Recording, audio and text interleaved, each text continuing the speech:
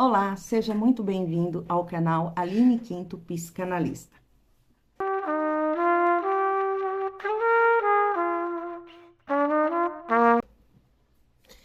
Seguimos uma série de vídeos falando sobre compulsão alimentar. No vídeo anterior tratamos sobre a compulsão, sobre as suas características e hoje nós vamos falar sobre um transtorno que está dentro da compulsão alimentar, que é a bulimia. Você sabe de onde surge a palavra bulimia? É uma curiosidade interessante. O termo bulimia tem uma história muito antiga e deriva do grego bous, que significa boi, e limos, que significa fome, que designa, assim, alguém com um apetite tão voraz, capaz de comer até um boi, ou quase. Interessante. Mas agora vamos ao termo técnico. A bulimia nervosa é um transtorno alimentar caracterizado pelo consumo rápido e repetido de grandes quantidades de alimento, que são os episódios de compulsão alimentar. Acontece que o diferencial na bulimia é que esses episódios eles vêm seguidos por tentativas de compensar o excesso de alimento consumido. Por exemplo, com práticas purgativas como vômito, laxante, jejuns ou até mesmo um número exagerado de exercícios. É um transtorno alimentar grave, marcado pela compulsão, seguido de métodos para evitar o ganho de peso.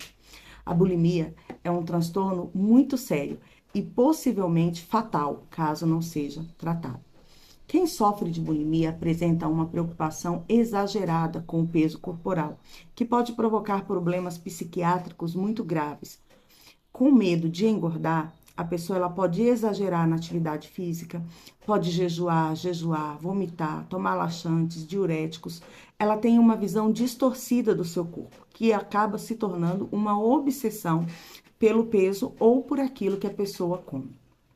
O bulímico, normalmente, ele se encontra com um peso normal, ou levemente aumentado ou diminuído, mas nunca chegando à magreza da anorexia, esse distúrbio que nós falaremos no próximo vídeo. Essa aparência de normalidade muitas vezes dificulta que se identifique o problema, o que pode levar a uma demora em se procurar ajuda. Eles também costumam se envergonhar de seus problemas alimentares, o que também dificulta um auxílio, um socorro para alguém que sofre desse mal. Existe uma máxima que diz o seguinte: restrição gera compulsão. Sempre que o nosso cérebro é restringido de prazer, ele vai procurar por mais prazer. Quando a pessoa começa a restringir a alimentação, ela inevitavelmente vai procurar uma maneira de ser recompensado por isso. E é exatamente isso que acontece nesse transtorno. A pessoa restringe, tem a compulsão e, além de ter a compulsão, ela ainda desenvolve estratégias para lidar com isso. O problema é que essas estratégias, elas oferecem sérios riscos à saúde dessa pessoa. E quais são as principais causas? Quais são os principais motivos que levam alguém a desenvolver?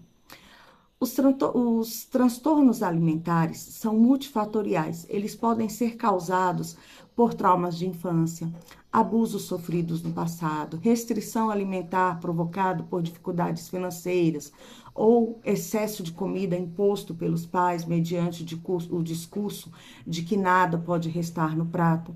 Mas se tratando especificamente da bulimia, muitas vezes ela surge após dietas muito restritivas, bullying na infância e também devido às pressões sociais e da família, para que a pessoa mantenha aí um corpo magro.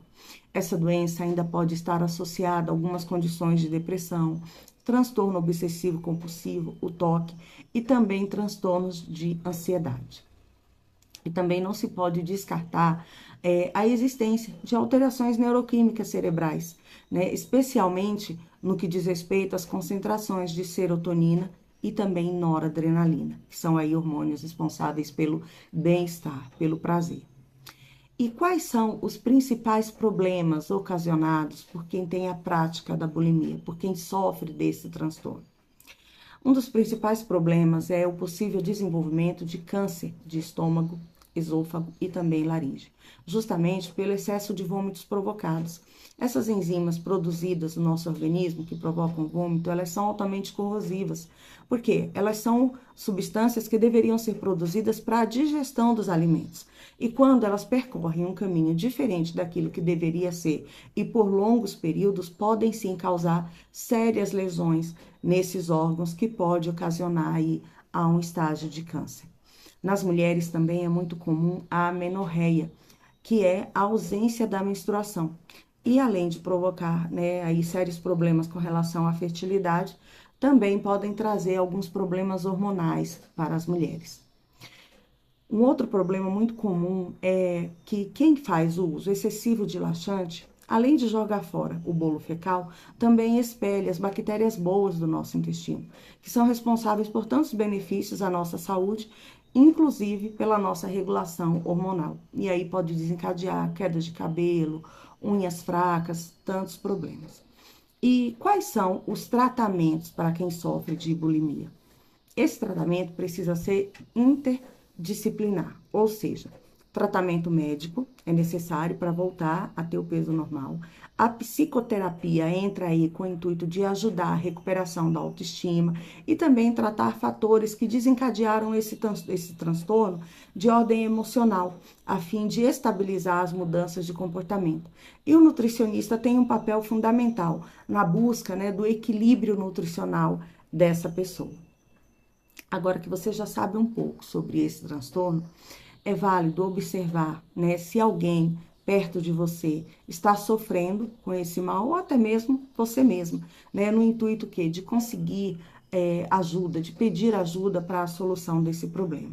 Alguns sinais a serem observados são fraqueza, sonolência, ausência estratégicas depois das refeições, preocupações excessivas com o corpo, as dietas da moda, o objetivo de emagrecer a qualquer custo. São alguns comportamentos que podem ser observados, né, como sinalizadores de que a pessoa está sofrendo de bulimia.